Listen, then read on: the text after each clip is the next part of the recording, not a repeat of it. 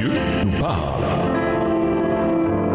Chaque jour, Charles et Carole vous présentent la leçon de l'école du sabbat.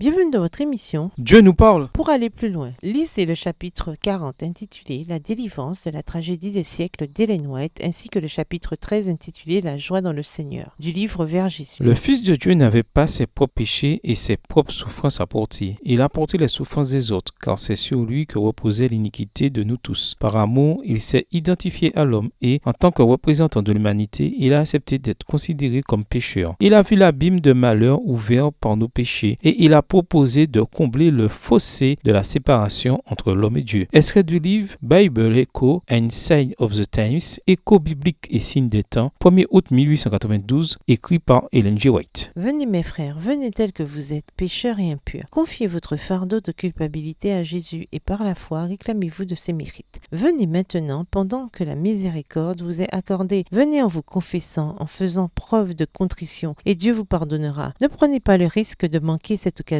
Écoutez la voix de la miséricorde qui vous supplie aujourd'hui de vous lever d'entre les morts afin que le Christ vous accorde la lumière. Chaque instant semble désormais nous renvoyer au destin d'un monde invisible. Alors ne laissez pas votre orgueil et votre incrédulité vous conduire à rejeter encore une fois la miséricorde qui vous est offerte. Si vous le faites, vous n'aurez d'autre choix que de vous lamenter ainsi à la fin des temps. La moisson est passée, l'été est terminé et nous ne sommes pas sauvés. Texte tiré du livre Testimonies for the Church, témoignage pour l'Église au volume 5 au chapitre 40 à la page 353, livre écrit par Ellen G. White. À méditer, nous nous situons par rapport au cosmos, écrivit un jour Francisco José Moreno, et nous sommes conscients de notre ignorance et de notre impuissance totale, ce qui explique notre sentiment d'insécurité. Ainsi, nous vivons dans la peur. Extrait du livre Entre la foi et la raison, peur basique et conditions humaines, 1977, page 7. Comparez cette déclaration avec ce que nous avons étudié cette semaine dans Éphésiens 3, versets 17 à 19. Discutez des différences entre ces deux sentiments. Dieu promet la joie à ceux qui placent leur foi en Jésus. La joie est-elle la même chose que le bonheur? Devrions-nous toujours être heureux? Si nous ne le sommes pas, y a-t-il quelque chose qui ne va pas dans notre expérience chrétienne? Que peut révéler la vie de Jésus qui nous aidera à comprendre les réponses à ces questions? Discutez de l'idée d'être rempli jusqu'à la toute plénitude de Dieu. Éphésiens 3, verset 19. Qu'est-ce que cela signifie? Comment pouvons-nous en faire l'expérience dans notre vie? Résumé, l'alliance n'est pas juste un concept théologique profond. Au contraire, elle définit les critères de notre relation avec le Christ. Une relation qui nous apporte le salut ainsi que de merveilleux bienfaits aujourd'hui et à son retour. Au revoir. Et à demain si Dieu veut.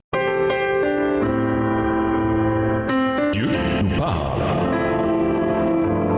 Chaque jour, Charles et Carole vous présentent la leçon de l'école du sabbat.